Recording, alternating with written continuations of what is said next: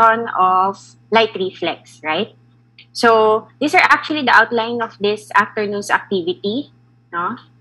So under the section of light reflex, we have 4 different exercises. The first 1 and 2 is very simple. You can actually do it at home. You can do it with your kasambahay or if you have your siblings around. You can check whether the pupils dilate or constrict.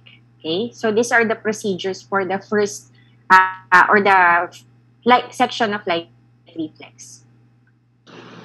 With the subject facing a window or a source of light, cover both the subject's eyes with the palm of your hands for about 30 seconds. Then abruptly remove your hands and observe immediately the reaction of the subject's eyes to the light, especially the pupils.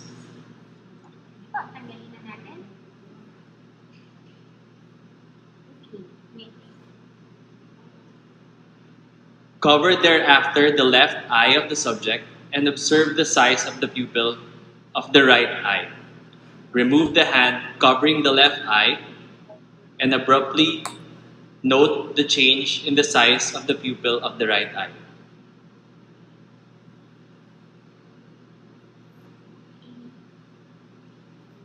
So in the first part, it's very easy. You just cover the eyes and then check for the dilatation or constriction of the pupils. Okay? Ibig sabihin, yun lang kung ano yung merong light dun sa area around ninyo. Okay? Next. So in your laboratory exercises next week, you will just tell us nung inopen ba, nag-constrict, nung close ba, nag-dilate yung isa. Okay? Next. Next, no, in the video, we were not able to get a pen light, me and Dr. Baloloy. So what we did was to get the cell phone lang and then shine a light.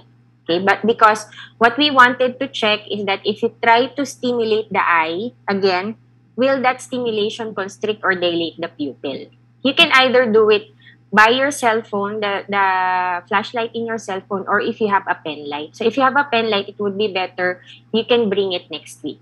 Okay? With the subject turned away from the window or source of light, flash a light into his or her eyes. Observe and draw the change in the diameter of the pupils.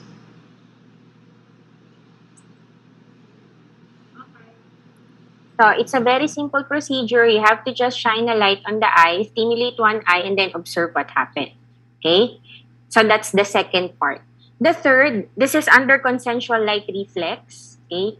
If you try to read on your book, place a cardboard vertically between the eye of the subject to the screen, to screen one eye from the other. Ibig sabihin, you have a cardboard, no? And then you have to put it in between. Okay? Instead of doing that, what we wanted you to do, instead of putting a cardboard, is to put your hand like this. Okay? And by doing so, no, pag nilagay niyo yung kamay niyo dyan, you prevent a light shining from the other eye. Kasi you'll stimulate one eye and then you'll observe the pupillary constriction or dilatation of the other eye. Okay? So you just put your hand like this instead of a cardboard. No? So shine a light on one eye and then observe the pupillary constriction or dilatation of the other eye.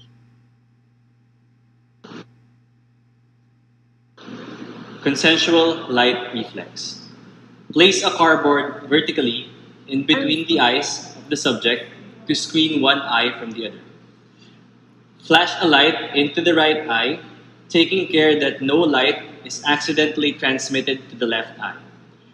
Observe the pupil of the left eye and then illustrate what happened and explain the change seen in the left eye. Okay, so if you look at it closely, Dr. Baloloy tried to cover, no, or put his hand in between her eyes. Then I'm trying to shine a light to one eye. So the reason why we put the hand in between is because we wanted to at least somehow block the stimulation from one eye to the other. Okay? So you shine a light to one eye and then observe the pupillary constriction or dilatation of the other eye. Maliwanag. So letter C, this is for consensual light reflex. Okay? Next, letter D, everybody, I want you to have a sheet of paper with you Okay? And then, punch a small hole in the sheet of paper. You punch a small hole in the sheet of paper. Okay? Or if you have a pin, it would be better. So you punch a small hole in the sheet of paper. Okay?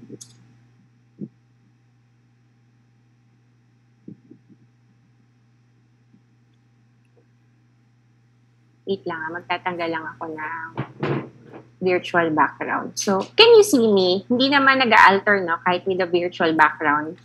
My hand, it's moving right. Hindi naman nag-alter. Sige. So, in your letter D, what you will do, this is as if you are trying to look under the microscope. Diba? If you look under the microscope, you have to look at it with two eyes open. Right? You do not look into the microscope with one eye closed. Parang nakaganyan ka, hindi naman ganon, di ba? You have to look in the microscope, but this time, the one peeping in the eyepiece of the microscope, that is where your focus of your vision is. Maliwanag po. Or like, for example, nagka-camera ka. Diba, isang eye lang yung nakapit dun sa lens ng camera. Pero hindi ka naman nakapikit, diba? Minsan isang mata. Pero the focus of your eye is in that eyes looking in through that lens or into the eyepiece if you're looking in through the microscope. Okay? So what we will do, no, is to put the cardboard in one eye, in your right eye, and then try to look at a distant object. Using that right eye inside, yung may butas. So try to look at a distant object. Okay? Peeping into that pinhole. No? What can you see? What is the vision? Is it blurred? Is it dark? Is it light? Is it clear?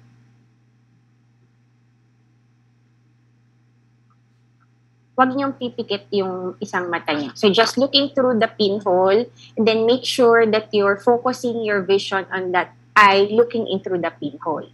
Kasi what we will do next, after doing so, you have to cover one eye. So your contralateral eye would be covered. Still looking in through that pinhole. Okay? Pakita ko muna sa inyo yung demo, ha? This is what we will do. Consensual light reflex.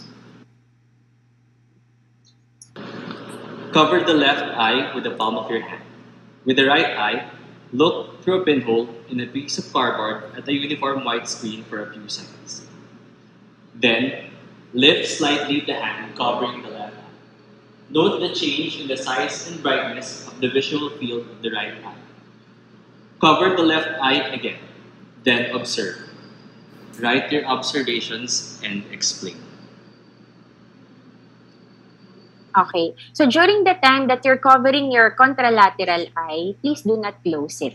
Nakabukas lang and then you try to cover it. Okay? Now, my question is, what is the vision of the eye looking into the pinhole? Maliwanag ba? Malinaw ba? During your eye open and then one eye closed.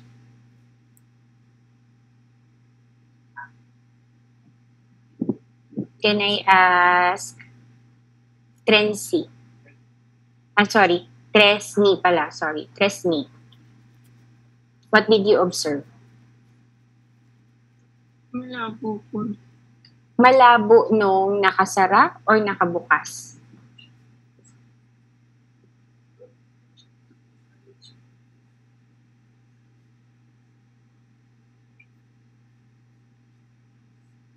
Nakasara or nakabukas? Nakasara po. Nung nakasara. How about nung tinanggal mo yung covering? Did the vision altered? Did it become more brighter and clearer? Si John Henry.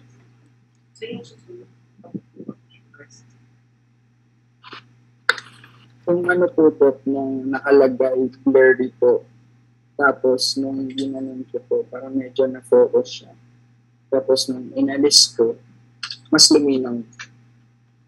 So, nung dalawang naka-cover, looking into that pinhole, malabo, malinaw. Malabo po. Tapos nung tinanggal mo yung one eye covering, ano nangyari? Tumilim po po. Dumilim. How about Jason? Is your name really Jason? Si Jason, kala ko babae kasi yung virtual background, I thought you have a long hair. Jason? Ano siya, pag nakatakip po yung mata ko, medyo malabo lang siya. Pero pag tinanggal ko po siya, parang may blackish na nakaharang po. Blackish. Sige. So, I want you to do it, but the right answer is, because we are talking about spherical aberration in your letter D, still under the light reflex. The right answer should be, and I want you to focus your vision on that. When I'm looking into that pinhole with my eye closed, the vision on my eye looking into the pinhole is blurred and darker.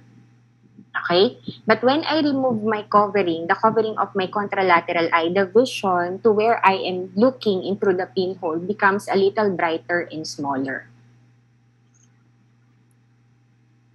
Okay? That's actually the correct answer. But again, in the SGD, you have to inform us why. Okay? Because it has something to do with your spherical aberration. Maliwanag po. Sige, mamaya nyo na siya observe. Kaya nga, ang sabi ko kanina, before you do it, the letter D, look at it as if you are peeping under the microscope. You're only looking on one eye, but the vision is focused on that eye looking into the microscope, hindi dun sa kabila. Minsan kasi, what happens is, kapag tinanggal mo, mas lalong lumalabo. Simply because the focus of your vision is on the other eye na hindi tumitingin dun sa pinhole.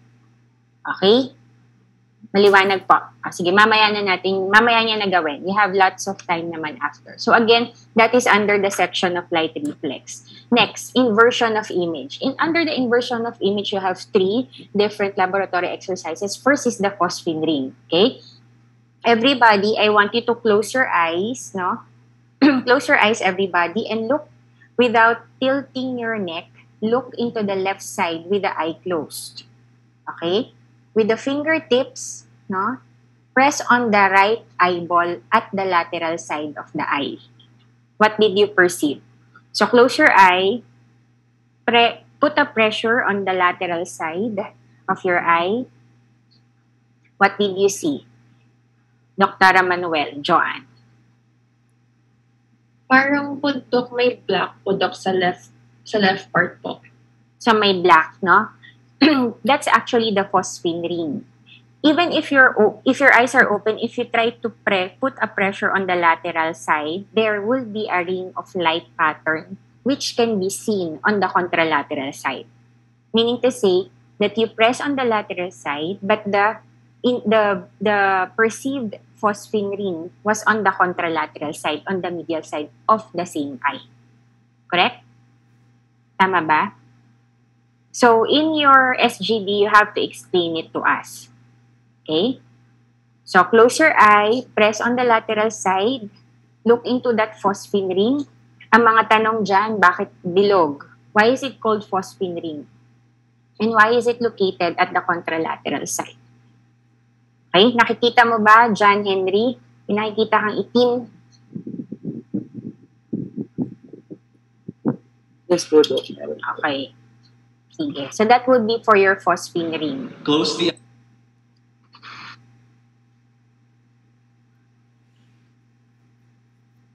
So we'll not anymore look at the video, okay? Kasi it's self-explanatory. Next, shadow of the pin. Do you still have the pins with you and your cardboard? Okay? Now this time, in the shadow of the pin, what I want you to do, just make sure that you be careful in doing this shadow of the pin simply because you have to pass the pin in between your eye and between the eye and your... So you have to... Wait lang, ayusin ko lang para makita niyo ako. Okay. So you have to pass the pin in between your eye and the cardboard. Okay? So what you will do, you have the cardboard with the pinhole, right? So looking through distant light, and then gawin mo, pass the pin right and left. For example, this is the pin, may ball pen. Pass the pin right and left. Okay, looking into the pinhole, you will see a shadow. Now, what you will observe is the shadow going against your hand? Ibig sabihin, kapag ni-right mo siya, nagiging left ba siya, and vice versa? And where is the shadow fall? Where did the shadow fall? Sa harapan ba ng screen or sa labas ng screen?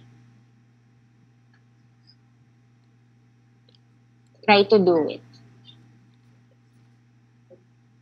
Ang pinaka, dyan, sa may light ka tumingin. Kung meron kayong light dyan sa room nyo, doon mo itutok yung pinhole. You have to close your other eye.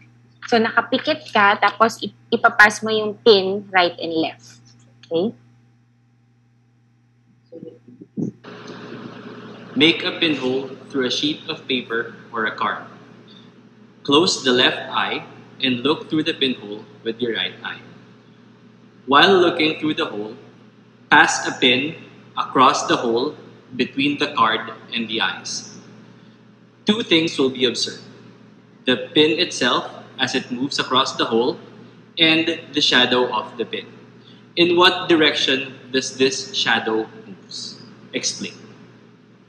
Okay? Angeli, did you see the shadow? Yes po, Doc. Pero, Where the direction of the shadow, Doctor? Make sure that you don't poke your eye. same direction po, Doc, yung sa akin. Same direction. How about Audrey? Anak, yung pin sa loob. Sa loob yung pin. Hindi sa labas. Dito sa loob. Hindi mo makikita yung shadow doon. Yan. Just what Dr. Manuel is doing. Joanne. Did you see the shadow, Doktora? Tama? May nakita kang shadow? Yes po, Doc. So where is the direction of the shadow? Opposite po, Doc, sa, Correct. Opposite. No? So, it's opposite in direction. So, if you move the pin on the right, the shadow moves to the left and vice versa.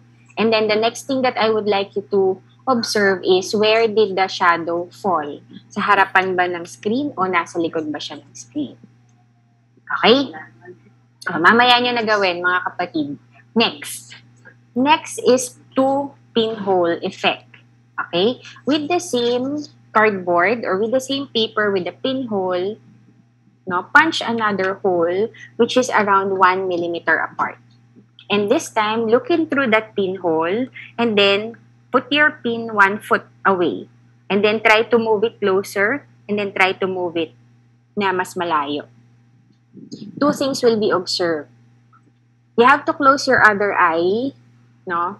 Looking through that pinhole with two pinholes this time, no? Put the pin. You will observe that the pin will become at least parang two heads. Kumbaga para ka naduduling. When did it happen? Nung malapit ba o nung malayo siya? Okay? So this is how we do it. Make two pinholes on a sheet of paper or a card. The pinholes should be about 1 millimeter apart. Close the left eye and with the right eye, look through the two pinholes simultaneously at a distant object. Hold the pin vertically about 1 foot in front of the card with the pinholes. Try to look for the pins through the two pinholes. How many pins do you observe? Explain. Okay. So you will tell us this time the pin is outside. Okay? Kanina nasa loob. This time nasa labas. Okay? So looking through that two pinhole, 1 foot away, and then try to move it closer. Kailan nyo siya nakikita? Parang dalawa. Yung parang naduduling kayo. Okay? Maliwanag po. O mga kapatid, mamaya na kayo magpin-pin dyan. Okay? So that would be for your inversion of image. Again, you have the phosphine ring, the shadow of the pin, and then two pinholes. Okay? Next.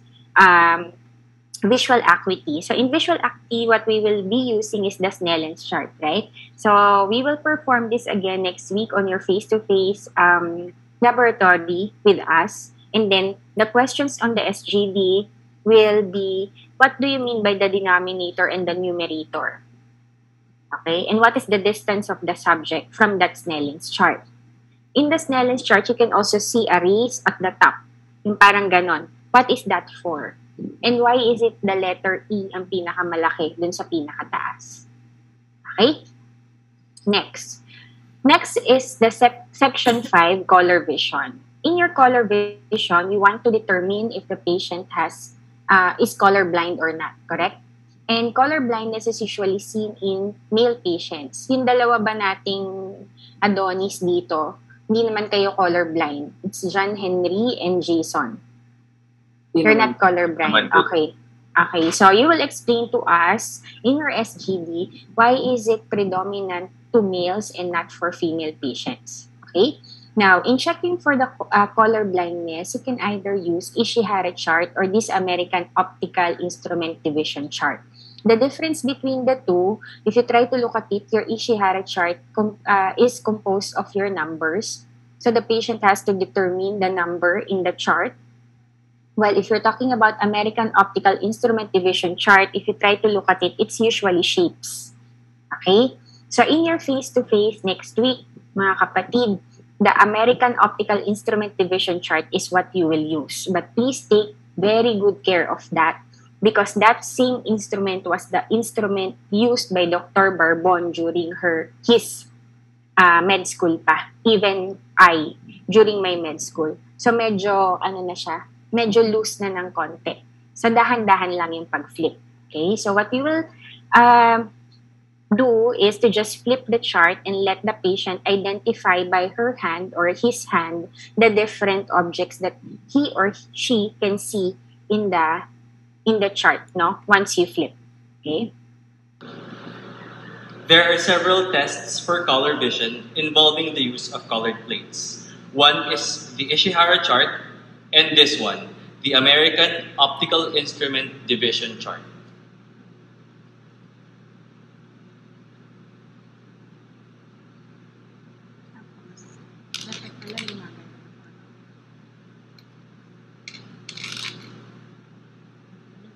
Okay, so that's how you will do it. Just in case the patient cannot identify and you are the observer, wag ka naman magre-react. Okay? Kunyari, circle yon tapos ang ginawa niya X. Ay, walang gaganon. No? You just identify what particular color did the patient wasn't able to identify it. Kung alang color, kung ilang plates, kung anong particular color. Okay? Wait lang .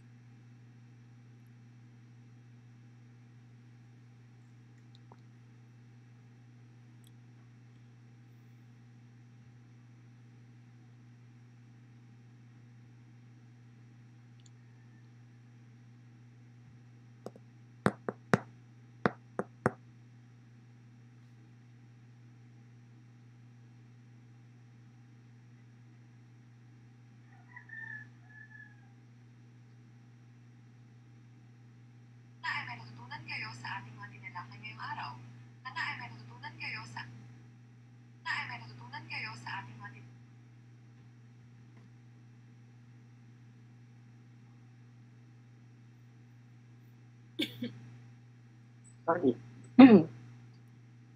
Let me share the slide again.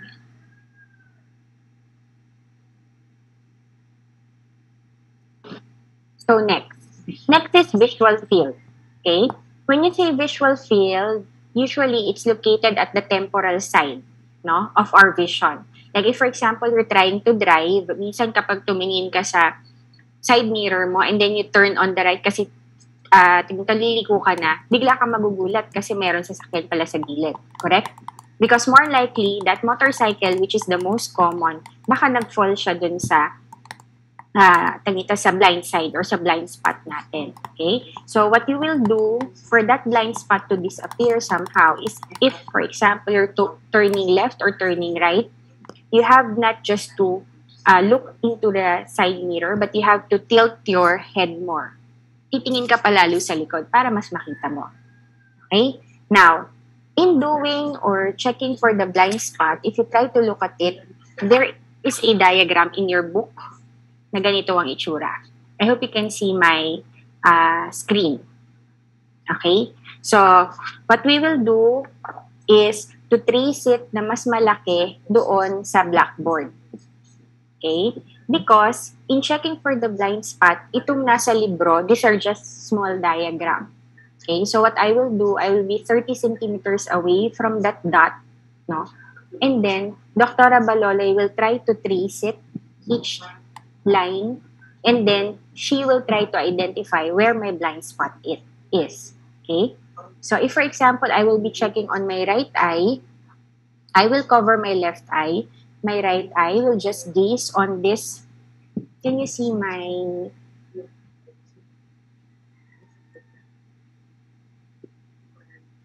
Can you see my annotation? So I will just look into this spot. No, hindi gagalaw yung mata ko. Doon lang nakatingin. And then, Dr. Balolay will run a pen towards the line and then I will tell her up until when na hindi ko na makita yung ballpen niya. The tip of the ballpen. And then, she will mark it. After doing so, she will again follow the line, same line, and then I will tell her again, kailan ko na siya ulit nakikita. And then she will mark it the second. Okay? So the first mark is, kung kailan niya na hindi nakita, tas dire-diretso ulit, nakita ko na. Okay? So this is how we will do it.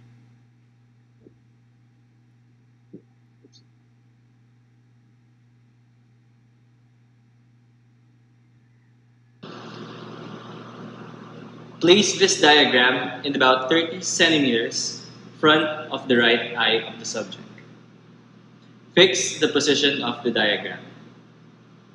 Wrap a lead pencil in another sheet of paper, leaving only the black tip protruding out. Instruct the subject to fix the gaze of his or her right eye on the big dot in the diagram. It is essential that the subject's gaze should always be on the dot throughout this procedure. Place the tip of the pencil on the dot, then move the pencil slowly across the paper, laterally on the horizontal plane.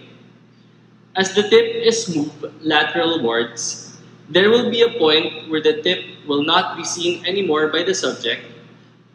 Then the subject must notify the examiner about this, and the point is marked on the diagram by the examiner. Continue moving the tip laterally on the same plane until the subject sees the tip again. This point is again marked on the paper. Repeat moving the tip of the pencil lateralwards from the dot at different angles. Follow the lines on the diagram. A blind area will then be mapped out on the diagram, which corresponds to the size of the blind spot of the retina. Compute the size of the blind spot in the retina, assuming that the nodal point of the lens is 15 millimeters in front of the retina and 5 millimeters behind the anterior surface of the cornea.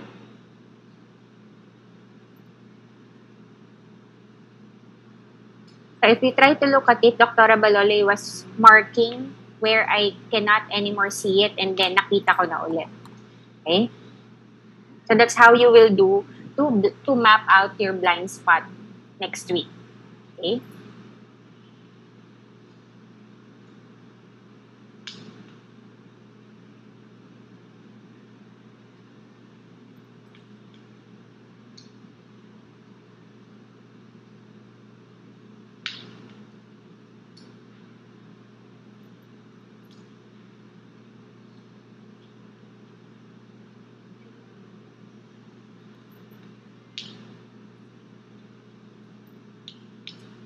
Map out the blind spot of the left eye in the same manner. So can you see the my blind spot? So Dr. Baloloy tried to map out my blind spot, that part. So this is my approximate blind spot. Okay? Ganun ang gagawin. Now, in your SGD, you have to inform us where is your blind spot located and what's the reason why you have a blind spot. Okay? Maliwanag po. Just make sure, syempre dapat mga anak yung mata mo nakatingin lang dun sa dot. Kasi pagka sinusundan mo yung daliri ni Dr. Baloloy, wala ka ng blind spot nun. Okay? So, your eyes should be gazing straight to that dot lang during the time that you're doing it. Maliwanag po. Next.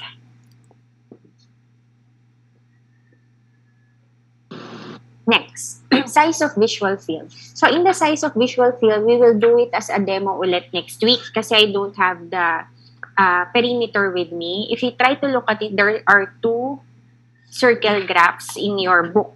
Okay? This represents the right and the left eye. It should not be this way kasi wala namang matang vertically arranged, right? It's horizontally arranged. So if you try to look at it, there are numbers dun sa labas, may numbers din dun sa bilog.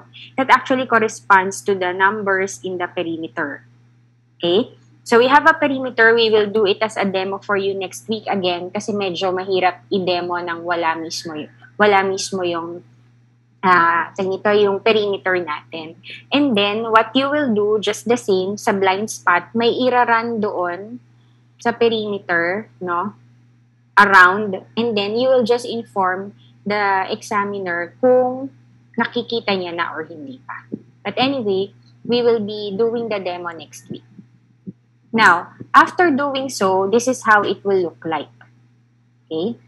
Ganyan natin pinaplot. So, this is around the nasal area. Okay? And this is the temporal area. Now, in your SGD, you have to inform us again what limits your visual field. Okay?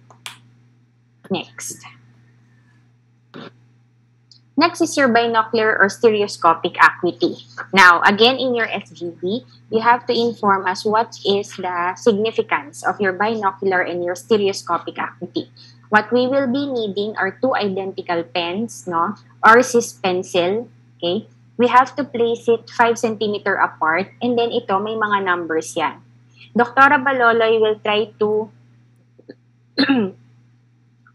do a forward, she will forward one pen up until the time na ang tingin nung subject natin is pantay na siya. Okay? We will do that 2 meters away and then 4 meters away. 2 meters away with one eye closed and 2 eye open. 4 meters away with one eye closed and 2 eye open. When you're talking about binocular or stereoscopic acuity, we're talking about depth perception, right? That's why what you will identify is if the two pens are already aligned to each other. Okay? So this is how we will do it. These are the materials that we will be using to test for binocular or stereoscopic acuity. So I'm at least apart 2 meters away from Dr. Baloloy. What she will do is to put this one pen or one pencil forward up until the time that I will tell her that the pens are already aligned to each other. Okay? Because what we will check here is actually the resolvable distance. Papansinin nyo yun during the time that we're doing it, kung kailan siya mas pantay. Dun ba sa dalawang mata or isang mata na naka-close? Dun ba sa mas malapit or dun ba sa mas malayo? Okay? Place 2 rods or pencils 5 cm apart on the table, but with one pencil placed about 30 centimeters farther back than the other pencil. Allow a subject to sit directly in front of the 2 rods, 2 meters from rod B. Move rod A slowly forward, while the subject observes with both eyes until the rods appear to be at the same depth or distance. Now the subject will tell the examiner if the 2 pencils are now perpendicularly or in alignment. I was telling Measure Baloloy the pantay resolvable na. distance or the perpendicular distance between the two planes occupied by each rod wherein they appear to be of the same distance from the subject. Make at least 3 trials. Cover one eye and repeat the procedure. What did you observe? It would be.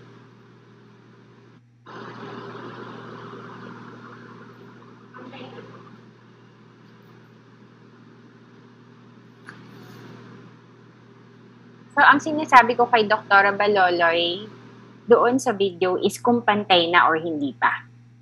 Okay? There is a point, may mga numbers kasi yun eh. For example, 1 centimeter away, sinabi ko pantay na. Then you will get that. And then we will observe kung mas kailan siya pantay. Kung dun ba sa dalawang mata ko open or yung isang mata ko close. Dun ba sa 2 meters away or dun sa 4 meters away. Okay? Because again, if you're talking about the binocular or stereoscopic acuity, we will compute for the resolvable distance.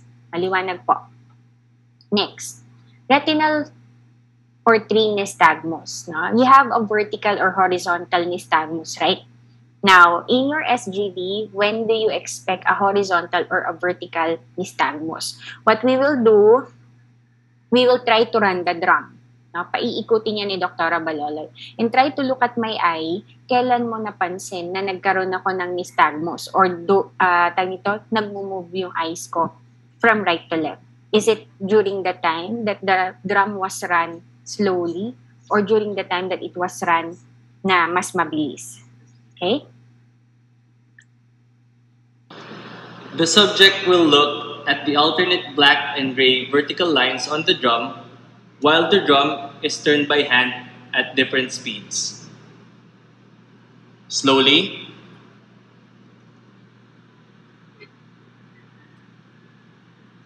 or rapidly. As in the clockwise and counterclockwise.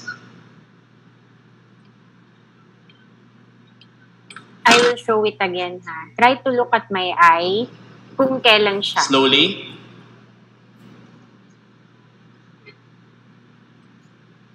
Can you see the nystagmus in my eye when the drum was run slowly?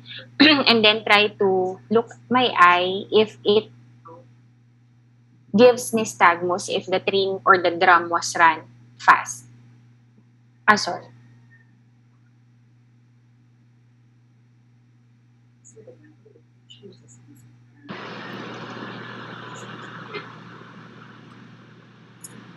Or rapidly. As in the clockwise and counterclockwise. So, can you see the difference? Okay, anyway, you will have a chance to do that no, during your face-to-face laboratory exercises. Again, you have to run the drum. Minsan isang mabilis yun eh. Tapos hihintayin mo na lang bumagal. Kailan nagmi-nystagmus? Pag mabilis or mabagal. Okay? In the SGD, you have to inform us. Bakit? Kailan? Kung mas mabilis or nung mabagal, ba't nag-nystagmus? Nung mas mabilis, bakit nawala? Okay? Next. Second to the last is your optics. In your optics, no, we will be needing a meter stick. If you try to look at it closely, there is an object, and then this is the lens, which represents the lens of the eye. And this is actually the cardboard. And this screen, no, the screen sa likod represents our retina. Okay? So the object here is actually an arrow facing Dr. Baloloy. Okay? Now, what did you observe on the image projected? What did you observe on the image projected? So the object was as an arrow facing Dr. Baloloy. But if you try to look at it closely, the image projected still is an arrow, but this time, this is facing outwards. Tama. Look at it closely. So again, in the SGD, you have to inform us why. So in the first part of your optics, we have to compute for the refractive power of the lens. So we will give you values, okay? So for our optics, what we need is a meter stick. We need to also have an object, a lens that will represent the lens of the eye, and a white cardboard that represents our retina. Notice that the object is an arrow which is facing towards the examiner. But the image projected at the screen, which represents our retina, is inverted. Okay, so this is how we will do it. What we will do is this object will be put 50 centimeters away from the screen. Okay? So for our first experiment, under optics, place the screen about 50 centimeters away from the object.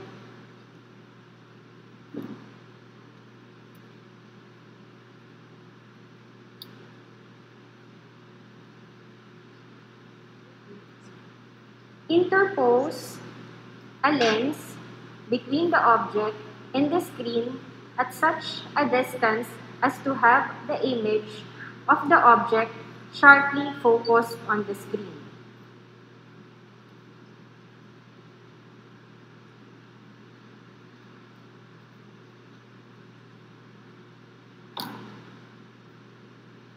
Determine the refractive power of the lens using the formula.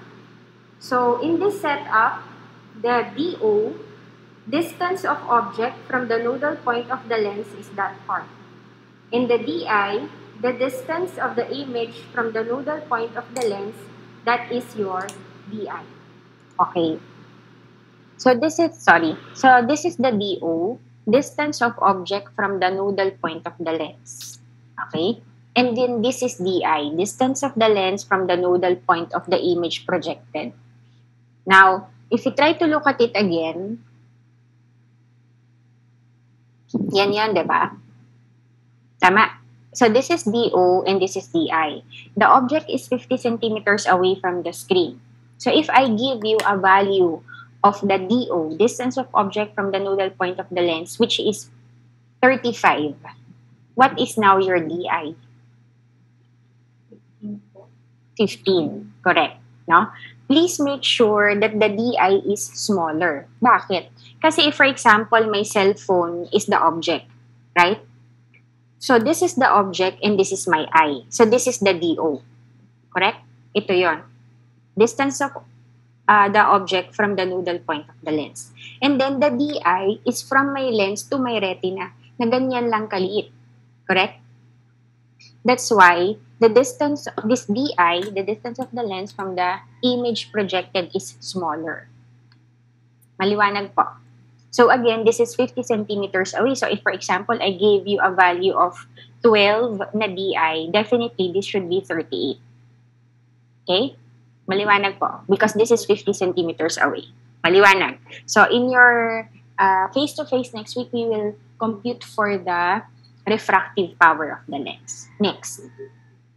The next setup is all about a patient who is nearsighted. Okay, maraming nakasalamin, marami akong kamag-anak, no? When a nearsighted person doesn't have their glasses, what do they have to do? They have to move the object in or in front, near in front of their eyes, right? Para mas mabasa nila. Correct? Now, in your SGD, you have to inform us what type of lens can correct the nearsighted person. Okay? So, let's look at the demo. Now, let's place a lens about 30 centimeters in front of the screen and 30 centimeters in front of the object. Please take note the image projected on the screen. So what is the image projected in the screen at this part? It's blurred, right? Walang nakikita, correct? That represents our retina.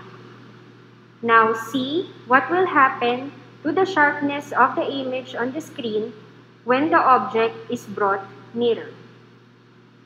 So when the object was brought nearer, what happened to the image projected on the screen? Now at this point, explain why some persons are nearsighted. So when the object was brought nearer, the projected image in the screen becomes more clearer. Okay? Because that is what is happening in a patient who is nearsighted. No, without the corrected glasses. No, pag tinanggal ko yung glasses ko, I cannot read ng malayo. So what I will do, I will put it near my eye para mas makita. Maliwanag po. Now, another error of refraction is your farsighted. So just like your nearsighted person in your SGD, you have to inform us what can correct your a patient who is farsighted, what type of lens, or what are the factors that can make a person farsighted. Okay? So, ang nangyayari, di ba, sa nearsighted, the focal point is in front of the screen. Correct? Kaya kailangan mo ilapit. Kapag ka farsighted, the focal point is at the back of the screen. Kaya anong ginagawa ng iba? Instead na lalapit niya, ilalayo niya pa. Correct? So that the focal point will fall on the retina. So that is for a patient who is farsighted. So next, using one regular lens, put the screen 90 cm away from the object and focus the image clearly on the screen.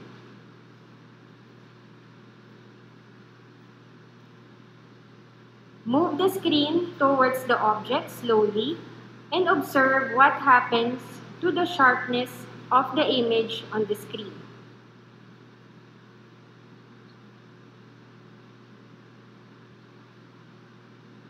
Now, at this point, explain why some persons are farsighted.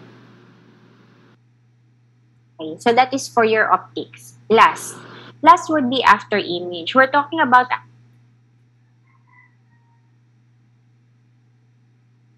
you have two types. You have a positive after image and you have a negative after image. Okay? So you have two procedures that will be performed next week. One is to gaze an object against a white background, okay, for 15 to 30 seconds, and after which, you have to shift your gaze on a white screen. Anong nangyari? So for example, you're gazing, for example, a red object against a white background, kunyari circle siya, no? Pagka tinignan mo ba yung white background, anong nangyari? Pag tumingin ka sa white background, anong nangyari? Red pa din ba yung nakikita mo o nag-iba na siya ng kulay? Okay? And then another is, you have to gaze an object against a black background. But this time, what you will do, gaze it from 15 to 30 seconds, and this time, instead of looking at a white screen, you have just to close your eyes. And by doing so, ano ang nakita mo? Naging red ba siya lalo? O nag-iba rin ba siya ng kulay? Okay? So, which among the two gives us the positive and negative after image? Okay? If you do not have that, parang chart, pwede ka kumuha sa Google. Lagay mo lang kunyari, circle against white background, tas lalabas na doon. So, you can perform it at home. Okay? So, that would be for your after image. That's actually the last. So, again, next week, you will have your face-to-face orientation, and then you will also have your SGD. I think that's also the day, or that next week din yata yun. So, this afternoon, since we still have lots of time, you have to at least somehow perform it on your own and then try to answer it kung bakit nangyari yun. Okay? Just be careful, especially on doing the shadow of the pin, because again, you have to run the pin in between your eye and the cardboard. So, I want you to observe what happens to the shadow of the pin. Maliwanag po. At saka yung kanina, dun sa letter D under section of your light reflex. Okay? So, are there any more questions? So, next week, we will not have any more orientation except for the perimeter, kasi wala yung perimeter sa akin ngayon. It's in FEU. So, we will do it next week, no, during the face-to-face. But the others that you can do at home, try to do it so that the observations, maisulat nyo na. At saka maiaral nyo na kung bakit naging ganun. Okay?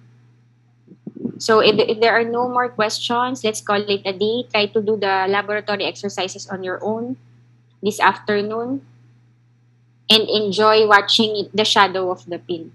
Thank you. Thank you po. Thank you po, Doc. Ito daw. Thank you po, Doc.